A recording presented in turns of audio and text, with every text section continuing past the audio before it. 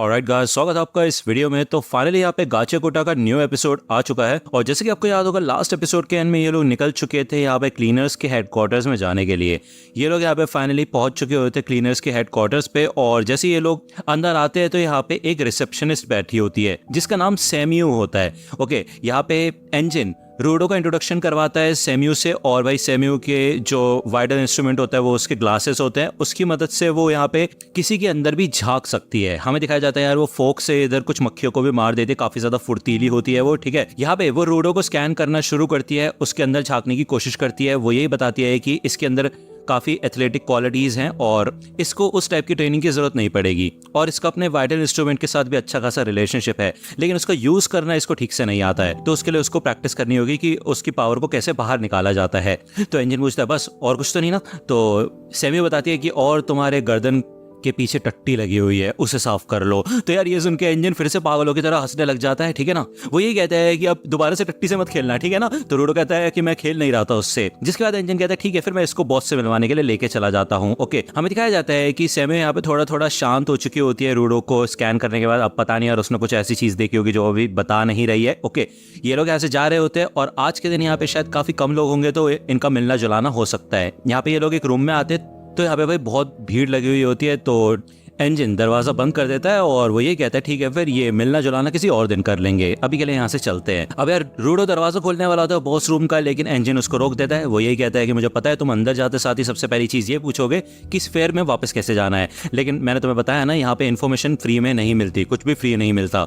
वो बताता है कि इन लोगों को बॉस के वाइडर इंस्ट्रूमेंट के बारे में भी नहीं पता और ना ही उसकी पावर के बारे में पता है, लेकिन फिर भी सारे के सारे क्लीनर्स बॉस को फॉलो करते हैं और उनकी इज्जत करते हैं। अगर तुम वो इज्जत चाहते हो तो तुम्हें भी यहाँ पे उनकी बात माननी पड़ेगी। लेकिन जब ये लोग यहाँ पे अंदर आते हैं तो हमें दिखाया जाता है इधर कोई भी नहीं होता और सैम्यू इधर आती है। वो ये कहती है कि बॉस बिजनेस के लिए कहीं बाहर गए हैं और उनको आने में थोड़ा टाइम लगेगा। तो रियो यहाँ पे आ जाती है। वो यही कहती है कि अब तुम ज्वाइन तो नहीं कर सकते तो क्यों ना हम हमारे साथ तुम रूकी की तरह रहो, एक ट्रेनिंग की तरह तुम देख सकते हो कि यहाँ पे काम कैसे होता है। तो यहाँ पे सैम्यू बताती है कि एक क्लाइंट की रिक्वेस्ट आई है और पास ही में एक शहर है जो कि पोल्यूटेड जोन के पास है और वहाँ पे रिपोर्ट मिली है कि छोटे छोटे ट्रैश बीस्ट आ चुके हैं और बैरियर की तरफ बढ़ रहे हैं, उन्हें बस क्लीनिंग करानी है वहाँ की और कुछ नहीं। तो यार रूडो कहता है कि पोल्यूटेड जोन वो क्या होता है। तो सैम्यू कहते हैं अरे यार इंजन तुमने इसको कुछ नहीं बताया क्या। तो इंजन कहता है हाँ बस मैंने उसको डंप एरिया के बारे में बताया और कुछ नहीं, जिससे कि उसको समझने में आसानी हो। तो सैम्यू बताती है कि ठीक है फिर रूडो मैं तुम्हें बताती हूँ वो बात जो ये बेवकूफ तुम्हें नहीं बता पाया। पूरी जमीन सेफ जोन्स में बटी हुई है, ठीक है, जहाँ पे इंसान रह सकते हैं, लेकिन कुछ कुछ एरियाज ऐसे हैं जिनको हम पोल्यूटेड जोन कहते हैं, जहाँ पे सबसे ज्यादा गार्बेज है और ट्रैश बीस्ट भी वहीं रहते हैं। जिस लोकेशन पे तुम आए थे वो काफी ज्यादा खतरनाक पोल्यूटेड जोन है, उसे नो मैंस लैंड कहा जाता है। यहाँ पे 6 ऐसे कंफर्म नो मैंस लैंड है। ज्यादातर लोग वहां पे पहुंचने के थोड़ी देर बाद ही मर जाते हैं क्योंकि वहां की हवा बहुत ज्यादा जहरीली है और वो जगह ट्रैश बीस्ट से भरी हुई है। यहाँ तक कि गिवर्स भी वहां पे आसानी से जिंदा नहीं बच पाते। ये काफी कमाल की बात है और एक चमत्कार है कि इंजन वहां पे तुम्हें मिल गया। वैसे इंजन तुम वहां कर क्या रहे थे। तो इंजन कहता है यार मैं तो बस अपनी टांगों को थोड़ा सा कसरत दे रहा था और दिक्कत वाली बात क्या है। सैम्यू यहाँ पे एक मास्क देती है रूडो को और वो यही कहती है कि वहाँ की हवा बहुत ज्यादा जहरीली है और जब भी तुम ऐसे एरिया में जाओ तो ये मास्क पहन के जा रहा, वरना तुम बहुत ज्यादा बीमार हो सकते हो और मर भी सकते हो। तो हमें दिखाया जाता है कि जिस क्लाइंट की कंप्लेंट आई थी वहाँ पे ये लोग आ चुके होते हैं और रूडो भी इधर आया हुआ होता है। यहाँ पे काफी ढेर लगा हुआ होता है भाई, बहुत सारा कूड़ा कचरा होता है इधर।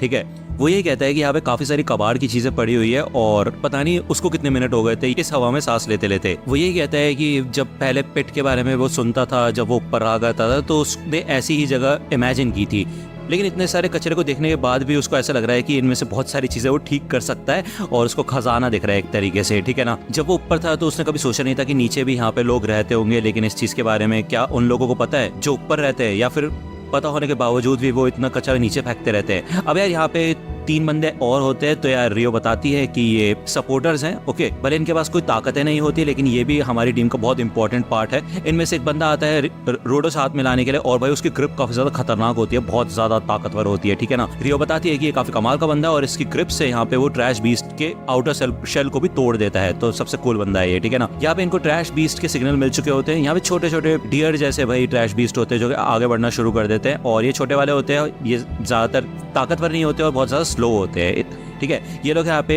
खड़े होकर देखने लग जाते हैं और ये बैरिकेड के ऊपर हमला करने लग जाते हैं ट्रैश बीस्ट। ओके, रूडो यही देखता है कि ये ज्यादातर जानवरों की तरह ही दिखाई दे रहे हैं। और यहाँ पे हमें दिखाया जाता है कि एक बड़ा वाला ट्रैश बीस्ट भी आ जाता है और ये ऑलमोस्ट तोड़ देते हैं इस बैरिकेड को, ठीक है। अब भाई रोडो तो डरने लग जाता है, वो ये कहता है भाई ये तो कुछ ज्यादा हो गया, चल क्या रहा है यहाँ पे। रियो कहती है वैसे तुम्हारा फेवरेट खाना क्या है, हम जब वापस आएंगे ना तो एक पार्टी करेंगे तुम्हारे लिए। तो रोडो कहता है यार अभी तक तो मैं ज्वाइन भी नहीं हो पाया ठीक से वैसे तो, और वैसे तुम इतने रिलैक्स कैसे हो। तो रियो बताती है कि देखो यार अगर तुम्हें जिंदा बचना है ना तो तुम्हें रिलैक्स तो होना पड़ेगा। तो यहाँ पे रोडो याद करता है कि कैसे इंजन भी हमेशा रिलैक्स रहता है, तो उसको भी यहाँ पे रिलैक्स रहना पड़ेगा। ओके, हमें दिखाया जाता है लेकिन यहाँ पे बहुत ज्यादा बड़ा भाई ट्रैश बीस्ट आ जाता है जिसकी एक्सपेक्टेशन इन लोगों को नहीं थी। इसे देख के भी यहाँ पे रोडो शांत रहने की कोशिश करता है। अब यार फाइनली यहाँ पे रियो आगे बढ़ती है अपने वाइटल इंस्ट्रूमेंट का इस्तेमाल करने के लिए, जो कि होती है एक सीजर। ओके, इसका इस्तेमाल जब वो करती है तो हमें दिखाया जाता है वो बहुत ज्यादा बड़ी हो जाती है। इस सीजर का इस्तेमाल वो पैरों से करती है भाई, और इन सबको काटना पीटना शुरू कर देती है। तो यार ये बंदा यहाँ पे होता है वो बताता है कि अक्सर लोग हाथों से कैंची का इस्तेमाल करते हैं, लेकिन रियो का ये वाइटल इंस्ट्रूमेंट है उसका इस्तेमाल वो अपने पैरों से ही करती है। तो रोडो एक चीज नोटिस करता है कि जितने भी लोग हैं यहाँ पे जो भी वाइटल इंस्ट्रूमेंट का इस्तेमाल करते हैं ना, उनका इस्तेमाल करने का सबका तरीका अपना अलग है, ठीक है। ये बंदा कहता है कि और रोडो अपना ध्यान रखना, तुम्हारा ध्यान मत बटने देना। हमें दिखाया जाता है भाई रोडो के पीछे भी एक ट्रैश बीस्ट आ जाता है जो कि उसके ऊपर अटैक करने वाला होता है, लेकिन तब भी ये बंदा उसको बचा लेता है। अब जैसा कि बताया था कि इसकी ग्रिप काफी खतरनाक है, इसका शेल तोड़ के वो भाई वो उसको उड़ा देता है और फेंकता है रियो की तरफ, और रियो उसको बीच में से काट के फेंक देती है। रोडो को एक चीज समझ आती है कि भले इन सपोर्टर्स के पास अपनी खुद की ताकत नहीं है, लेकिन ये लोग उनको जख्मी तो कर ही सकते हैं और उनकी वाट लगा के रख सकते हैं, जिससे कि जो एंडिंग ब्लो है वो गिवर कर सकते हैं। तो ये रियो की तरफ फेंकेंगे और उसका काम और ज्यादा आसान हो जाएगा, है कि नहीं। तो ऐसा नहीं है कि सपोर्टर्स बिल्कुल ही बेकार है। फाइनली हमें दिखाया जाता है रियो इस बड़े वाले ट्रैश बीस्ट के पास लड़ने के लिए जाती है और ये सपोर्टर्स भी आगे बढ़ते हैं, लेकिन तभी हमें दिखाया जाता है एक ट्रैश बीस्ट इधर जिंदा होता है जो कि यहाँ पे गिरा देता है इस बंदे को। अब यार वो उसके ऊपर अटैक करने वाला होता है, लेकिन तभी इधर रोडो बीच में आ जाता है उसको बचाने के लिए। वो यही कहता है कि मेरे को अगर इन्फॉर्मेशन चाहिए तो मेरे को क्लीनर्स को ज्वाइन करना पड़ेगा, और यहाँ पे मैं बस रह के किसी के ऊपर बोझ नहीं बनना चाहता, तो मैं ऐसे खड़े खड़े तमाशा नहीं देख सकता। हमें दिखाया जाता है उसने ये जो डंडा सा एक लोहे की रॉड टाइप उठाई होती है वो उसके अंदर पावर डालना शुरू कर देता है, जिससे कि यहाँ पे भाई ये अलग ही शेप और फॉर्म में आ जाती है, उसकी शेप फॉर्म चेंज कर देता है। लेकिन तभी यहाँ पे रोडो सोचना शुरू करता है कि भाई वो अपनी ताकत का इस्तेमाल कैसे करेगा, ये तो उसे पता ही नहीं है, उसे तो यूज ही करना नहीं आता, क्योंकि जब भी आज तक उसने यूज किया पावर का तब वो होश में नहीं था, जस्ट उसने गुस्से में कर दिया था, है कि नहीं। यहाँ पे लेकिन उसे डर लगना शुरू हो जाता है, लेकिन तभी इधर रियो आती है और इस ट्रैश बीस्ट की वाट लगा देती है। ये लोग यहाँ पे चैन की सांस लेते हैं और रियो और रोडो दोनों का शुक्रिया अदा करते हैं। अब यार ये बहुत बड़ा ट्रैश बीस्ट होता है। ओके, यहाँ पे रियो बताती है कि मैंने उसका सर बीच में से काट दिया था और उसके बाद इसको मर जाना चाहिए था, जैसे आम जानवर वगैरह मर जाते हैं, लेकिन अभी भी ये जिंदा है, कुछ तो गड़बड़ है इसके अंदर। लेकिन चलो कोई बात नहीं, है तो ट्रैश बीस्ट ही, मैं इसके पूरे टुकड़े टुकड़े करके रख सकती हूँ, तो कोई दिक्कत वाली बात नहीं है। रियो यहाँ पे आगे बढ़ती है और उसके ऊपर अटैक करना शुरू करती है अलग अलग जगह से। वो यहाँ पे इसके बाल जैसे ये जो टेंटिकल से निकले होते हैं उन सबको काटती है। तभी उसको यहाँ पे बीच में कुछ चीज दिखाई देती है, वो ये कहती है लगता है कुछ छुपा रहे हो तुम।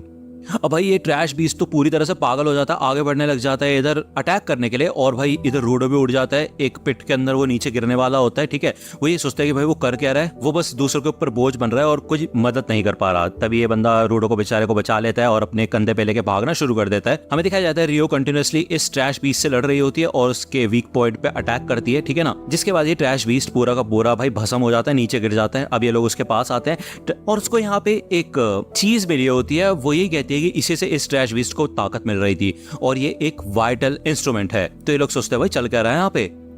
दूसरा यहाँ पे हमें उस बंदे का सीन दिखाया जाता है जिसने इधर रोडो को किडनैप किया था, याद होगा आपको कि इन लोगों को मार दिया था उसने, ठीक है ना। तो यार ये बंदा यहाँ पे स्फेराइट की बात कर ही रहा था, तो इधर एक मिस्टीरियस सा बंदा बैठा होता है जिसकी हमें शक्ल नहीं दिखाई जाती, और वो यही कहता है कि तुमने किसी स्फेराइट का जिक्र किया था, मुझे बताओ कहाँ है वो। तो यार ये एपिसोड यहीं पे खत्म होता है, नेक्स्ट एपिसोड आएगा नेक्स्ट वीक। अगर आपको ये वीडियो पसंद आई हो तो लाइक करना, सब्सक्राइब कर लो अगर चैनल पे नए हो तो। मिलता हूँ आपसे अगली वीडियो में, तब तक के लिए गुड बाय।